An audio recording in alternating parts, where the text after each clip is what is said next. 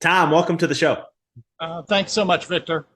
I'm excited to have you on. I love what you're up to. I love scalar energy. I don't even know if I've talked about it much at all on this podcast, so it's going to be very exciting for me at least. For the listeners, I know they're gonna be like, "What is this? And what are we doing here?" So, thanks for taking the time to be with us.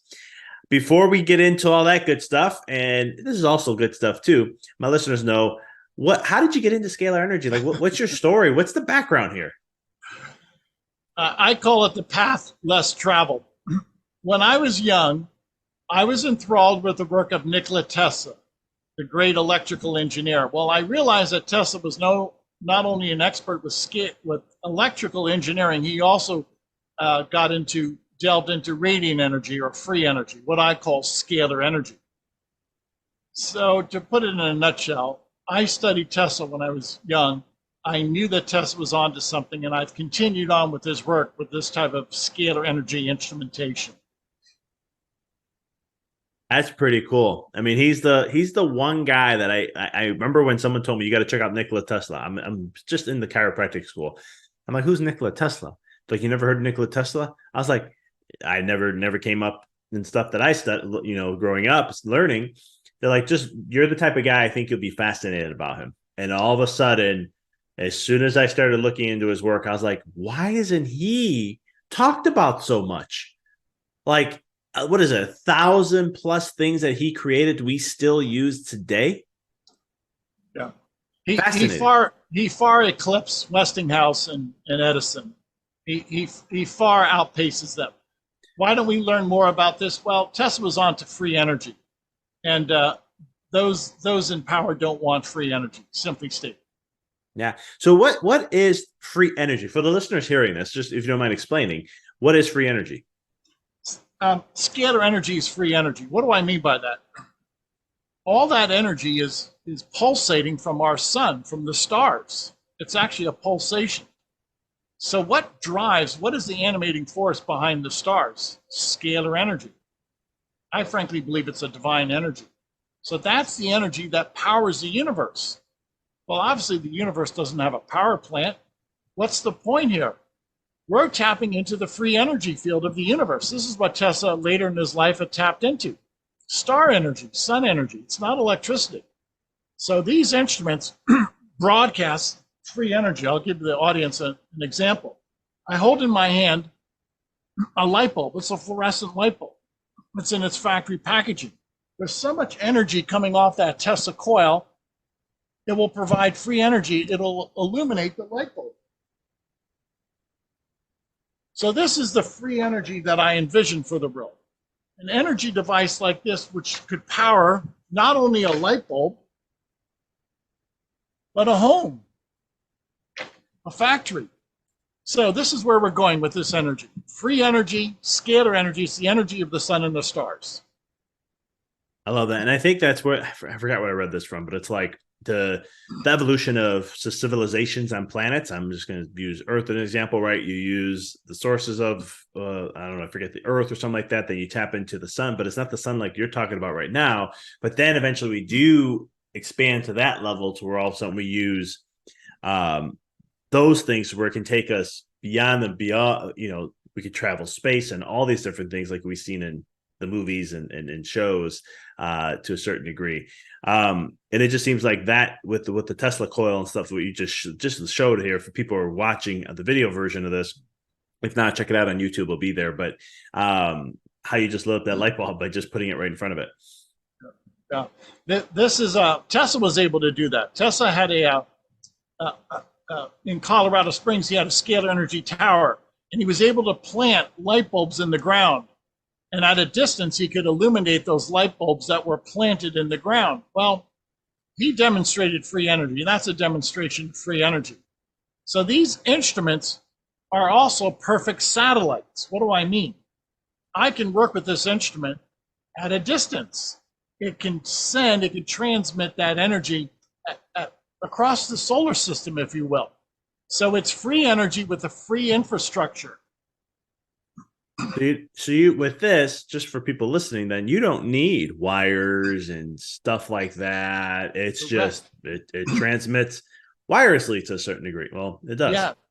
Yes. And this is what Tesla had demonstrated both in Colorado Springs and Long Island, New York. He had two towers, scalar energy towers. There were no wires, no satellites, no infrastructure. The towers would simply send out, manifest that energy as needed, and he could pinpoint it. He could actually direct that energy. Well, that's quite fascinating to me. That is very fascinating. And so this is what, so besides just lighting a light bulb and stuff, can this transmit information, Yes. wirelessly? Like what are some of the Yes. capabilities just from that before we get into other Yes. things? So, in order to prove this to society, I've developed a website where I allow people to experience a scalar energy session. Now, keep in mind, this is not electricity. When I work with people by way of their photograph. What do I mean? My photograph is a scalar energy signature. If I place my photograph inside the instrument, my instrument now is deciding upon how that how I receive that energy. What am I getting at? This is an automatic satellite. This is an inbuilt infrastructure. I don't need to do anything except place my photograph inside that instrument, and the instrument will decide to send energy directly to me. It's in the quantum field. Now, what do I mean by that? If I place my photograph next to that Tesla coil, I can demonstrate this amount of energy entering into me, all by virtue of the fact that I'm in the quantum field. That's a scalar energy force field. So as soon as I place my photograph in the force field, the instrument will find me. The energy will find me. It's an inbuilt infrastructure. You don't need satellites or conduit or relay stations, etc. I love that. And so when it comes to pick up on your energy imprints and all that from the scale, your own scalar energy and stuff, is it like knowing what you also may need Yeah, in yeah. because my understanding from energy healing that I went through, like scalar energy is great because it neutralizes things. Yes, it does. And so you mind just tapping in, how does that, so sharing more about with the photo, it's knowing with how to send all that, what is it Right. doing, those kind of things. So when people sign up for my program, for 1 hour a day, I work with their photograph by way of a chakra balance. Now, consider once again, if that's the amount of energy entering into your chakras in your brain waves, that's a lot of energy. That's a chakra balancing for 1 hour. That's one of the sessions, one of the protocols that I observe. But again, it's done in the quantum field, in the energetic field or the spirit realm. There's no physical matter involved. So it's all informational. I'm an informational scientist. I don't work with human biology. Love that. So how about for then the skeptics who are saying, well, you're not in person, you're this, how does that Yeah. work? Those kind of things. My photograph is a bilocated version of me. Now we're having a conversation through our computers by way of a video call. Okay. Well, obviously you're not in my computer. I'm not in your computer. We're having a conversation by way of telecommunications. This is scalar communications. So you can do it by a computer in the electromagnetic force field, or you can do it by way of a photograph in the scalar energy force field. It's still an information system. Our Zoom call is an information system. My instrument behind me is an information system. Now, this is the new science. This is a new branch of physics. I'll be the first to say that we have to learn the laws, the principles that undergird this new branch of physics. I love it. And so when you're using a picture, do you have to use a picture that's current? No. No, it can be any picture. Correct. Why? Because it's your force field. My signature on that photograph stays with me forever. So whether it's my baby picture or a current photograph, it doesn't matter. It's like my DNA. My DNA identifies me. My photograph identifies me. I asked just because I'm thinking in my head, and this is where my mind goes. It's like, well, if I had a baby picture, if there's things that I had it programmed in my subconscious that created a discord in my energy field, then I can use that scalar. Can I like time travel, go back and forth and heal that stuff kind of too? Or is it more? Oh, go ahead. I believe so. I believe that's where we're going to this. Vic, I believe we can time travel with this energy. As a matter of fact, I think I'm time traveling right now through my photograph, because that photograph is 3 or 4 years old. Well, I'm in my present moment, but that photograph still time travels with in conjunction with my energy field. So to answer your question, this is time travel. Tesla proved time travel. And the way you time travel is not through the electromagnetic spectrum, through the scalar energy spectrum. So once we understand this energy, we should be able to program ourselves and regain our youth. I love it. And I know I mean, from my background, because there's stuff like timeline therapy healing and all these other things that I've studied and done. And I keep hearing about from the energetic side, like there's going to come a point where we can just, like you were just sharing, like the fountain of youth in a sense, where we can now all of a sudden tap into and learn how to be able to reconstruct, because everything is energy, and be able to allow our bodies to live longer if we want, and to enjoy more experiences in life and break away from this cycles that we've been experiencing for thousands upon thousands of years in humanity. No, no. What are we doing here? What's this all about? It's free energy for the room. First of all, we're in an energy crisis. This type of technology could liberate mankind, providing clean, safe, superabundant free energy from the sun and the stars. And then in application, we could use this for telecommunications. We can use this for anti-gravity. We can use this for quantum health. So it really opens up a new way of living. But let's get to the other side of things, though. A lot of major corporations are going to lose their power and control. Yes. Let me speak to that. I'm going to repeat what you said. Many corporations, many financial institutions will lose their money and their power. You're absolutely right. And that's the trajectory that we're going on. And because, you can quote me, Victor. Yes. No, and that's why, and I mean, because I've done my own studies too, where I always got fascinated how Tesla's labs got burned down and all the stuff was taken, or how JP Morgan, back then, and everyone's like, wow, this sounds conspiracy. I'm like, no, it's not. I mean, you can go back and look, it's all out there. And how they were in the oil industry. And so they're like, no, we're pushing this. I mean, Tesla came out with an electric car, I think it was 1898, if I'm not mistaken. Right. You're right. And so he had an electric car in 1890. Henry Ford created a car in early 1900 that ran off hemp oil. And it was JP Morgan again who said, either you go and this is the car industry you're going to create, or you're not going to get funded, you'll be destroyed. And Henry Ford, if I remember reading his history, he struggled for quite some time until eventually, he came up with the assembly line, and then it changed everything, but it was gasoline-based cars. Yep. And he had to pull away from the hemp, which is abundant. Yep. So, but if these people because I've even seen like a Tesla coil you can put right here. I live in a subdivision, so you can put a Tesla coil in the subdivision. It can power all the homes here, or certain, sure. I forgot how many. But there is that power and control. There's so much money there. Where does that point come? If you don't mind me going down this rabbit hole with you. No, please. Where is that point where the power and control is going to come back to the people, where it's going to be like, okay, we're going to use this. This is the freedom. We're going to become that type of society. You're right. I mean, I see it happening, and I feel like it will happen in our lifetime at some point. I mean, but at the same token, they have a lot of control and power over things. I mean, what is it? One of the top oil industries just made, what was it, $136 billion in one quarter? I mean, it's more than what I remember. I was reading the list of how many companies don't even get that much. You can add them up, and they don't make that much revenue. So how, what is it? What's your theory? How does that look? How's that process go? If you even, just love to pick your brain on that. Victor, I want you to hold on to this interview and put it in your archives. And in 5 or 10 years, you're going to say, Tom and I discussed this matter, and now it's actually happened. This is unfolded. This technology will change the course of history. Yes, this is a threat to the pharmaceutical companies, the oil companies, the telecommunications companies, and on.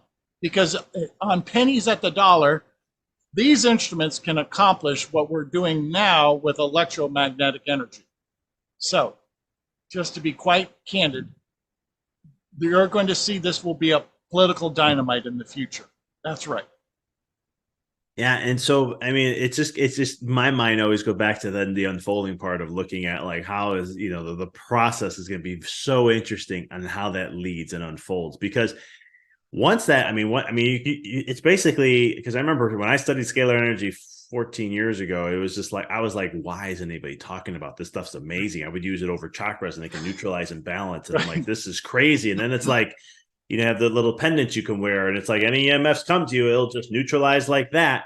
And I'm like, this is the future of something, Yes, you know. But it's all that tapping into it. And so, is it a Tesla's coil that is what is going to be needed to be done for that, or is there other things, or mind diving a little more into like different apparatuses that utilize this?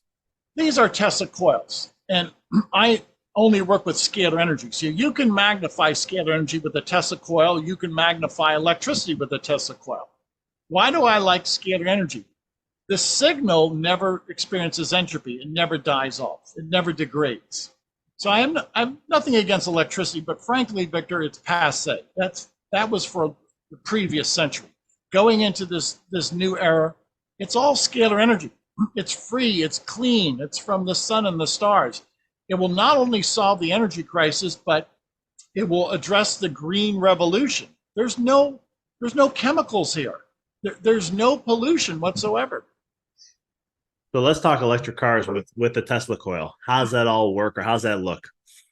Yeah, you're right. Going back over 100 years ago, Tesla had I believe it was a scalar energy car because he had an antenna on top of the car that captured star energies, sun energy.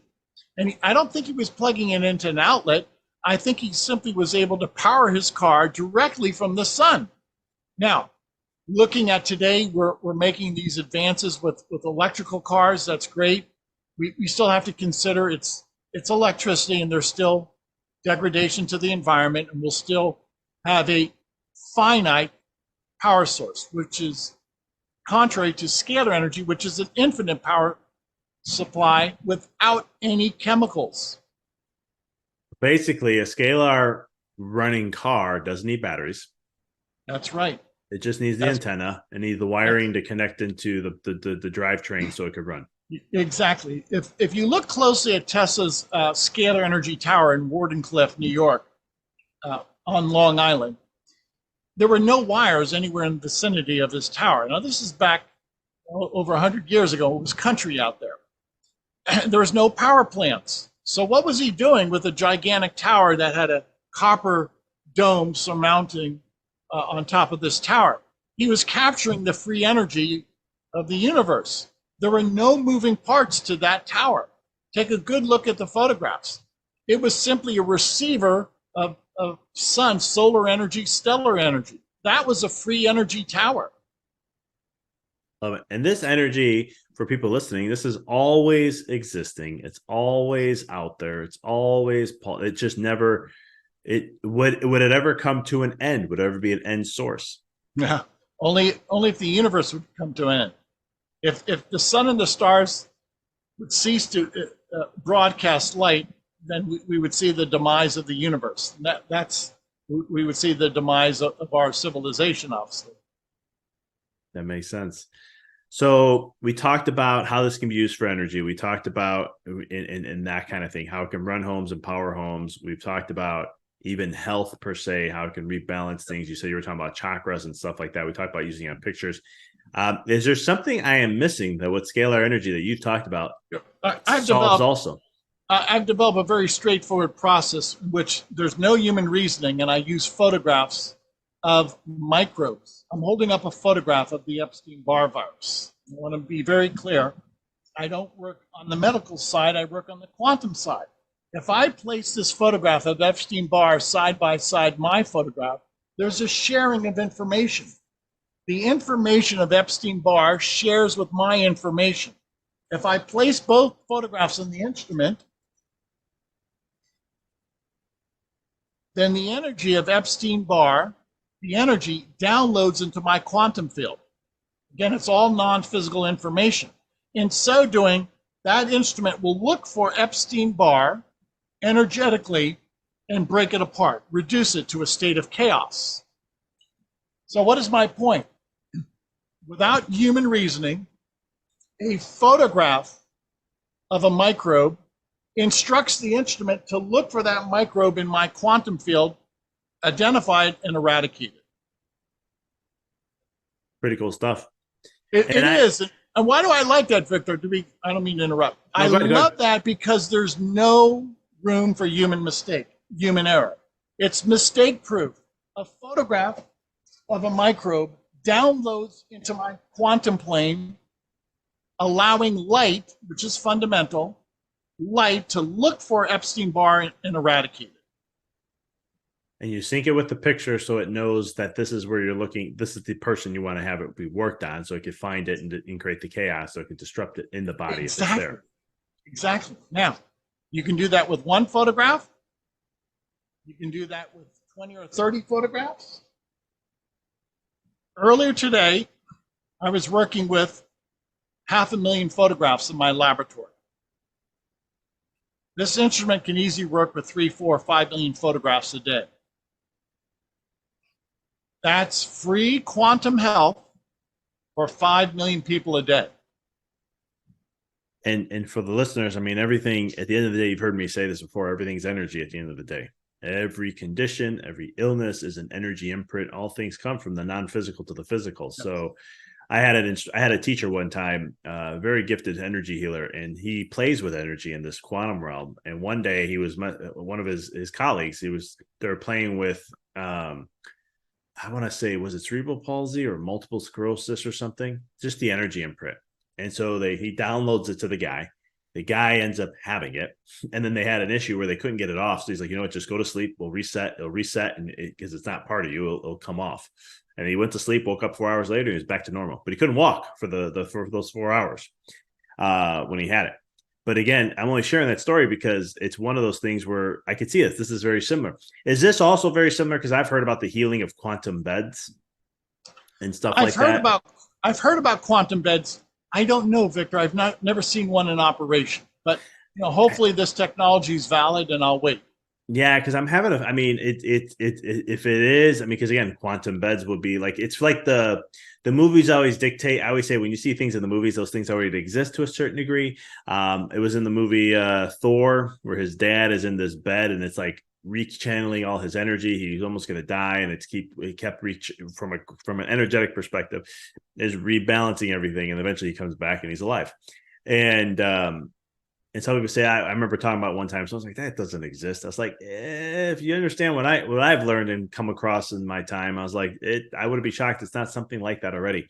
And so when you're talking about putting a picture and doing this and doing that, that could have probably easily, I better be careful how I say this now, maybe you shouldn't even use the word, but something that we just went through 3 years ago, I could see that been beneficial for some people. Yeah.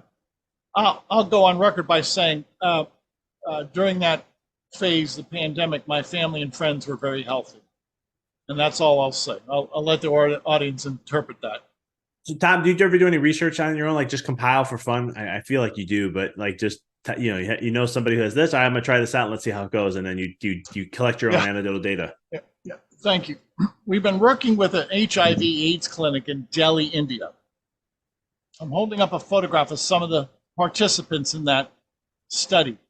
We've worked with over 5,000 people who at one time were HIV positive by way of their photograph. And after working with these people, some of them had follow-up PCR tests. All of their test results show no detectable viral load for HIV. So after working with 5,000 people at one clinic, and everybody's saying that they feel better, that's the most important thing. They're gaining weight. And those who had a follow-up PCR test, polymerase chain reaction test, not one person is showing a viral load. I think that eventually will catch on. I think people will see the merit. That's pretty cool. So is there anything that it can't, because when I'm thinking of all the usages and based on what I understand about energy and all that, no. I don't know where there is that you can't, not like. It's unlimited. It's unlimited. You made a comment. Everything is energy. Why? Energy is fundamental. What is fundamental? What is the first cause? What's the first principle? Energy, light. So nature is dependent upon light. It's the cause and effect. Light energy is the cause of everything. Scalar energy is the cause of everything. And if we can control scalar energy, then we can control the outcome. The reason I feel so confident with this instrument that I can control the outcome of Epstein-Barr is because I'm working with a fundamental energy that I can send information into my quantum field. It's not a chemical process. Chemicals are not fundamental. Light is fundamental. I don't work with physical reality. I work with light, which is non-physical. And I can guarantee the outcome because scalar energy controls the outcome. I love it. So one of the things I do, and I'm big in when I'm my coaching and stuff, is a lot of stuff in the subconscious mind and trying to help people break down the constructs of what they thought is reality and kind of break that down to really create what really is reality for them. How does can Scalar work on that level? I know it could, but I'm just asking to. Yeah, let me say this. When I play somebody's photograph in the instrument, they say that they have a deep dream state, that their dreams are deeper, or that they feel that they're no longer depressed, or they have a sense of euphoria. Well, how is it that scalar energy entering into a person's photograph can change their perspective in life, can change their reality? We call that illumination. Illumination of the soul, illumination of the mind. How do we illuminate?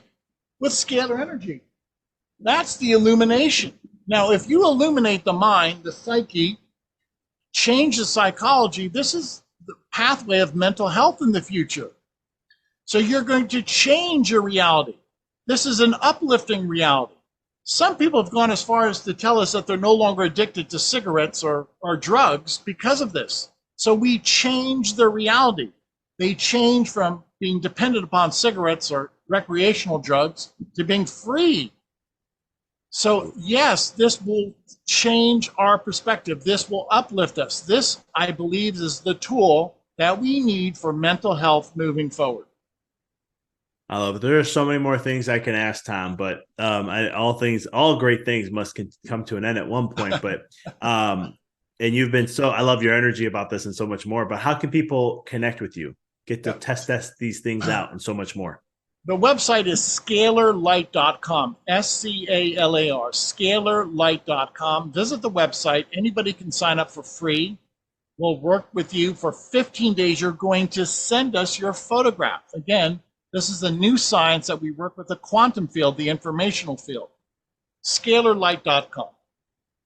I'll have that in the show notes for everybody. I know I'm going to go ahead and set that up. I'd love to see, that whole process and whatnot. But this is great stuff. I mean, Tom, I love what your passion is, energy is, and everything about it. I think this is the part of that new wave that's coming, and it's been resisted. Well, it's been held down for over 120 years. So I think it's time that it's its chance to birth. And I appreciate the work you're doing and all that you're doing to share, to help individuals with this, to expose this technology out there, and really get it to be that solving the issues of what we have in humanity. Thank you so much for the interview.